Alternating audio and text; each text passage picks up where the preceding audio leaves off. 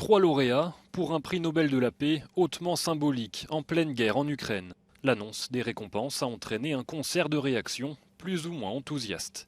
La présidente de la Commission européenne Ursula von der Leyen a souligné sur Twitter le courage exceptionnel des femmes et des hommes qui s'opposent à l'autocratie.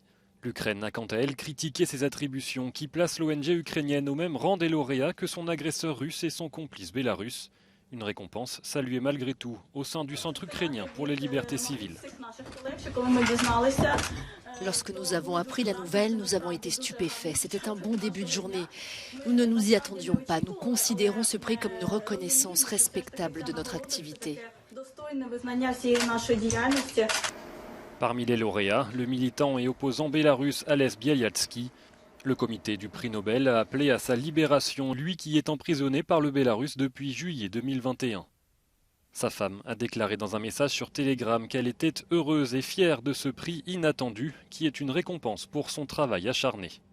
La chef de l'opposition bélarusse Svetlana Tikhanovskaya a demandé la libération sans délai de tous les prisonniers politiques. Ales Bialiatski est en prison depuis maintenant plus d'1 an et il souffre beaucoup dans les cellules disciplinaires de la prison.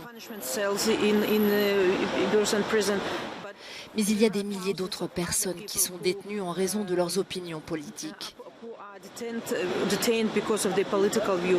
Du côté russe des lauréats dans l'ONG Memorial, symbole de l'opposition au régime de Vladimir Poutine, cette récompense est accueillie comme un signe de reconnaissance du travail réalisé. Ceci pour nous, c'est un signe que notre travail, qu'il soit reconnu par les autorités russes ou non, est important. C'est important pour le monde, c'est important pour les gens en Russie.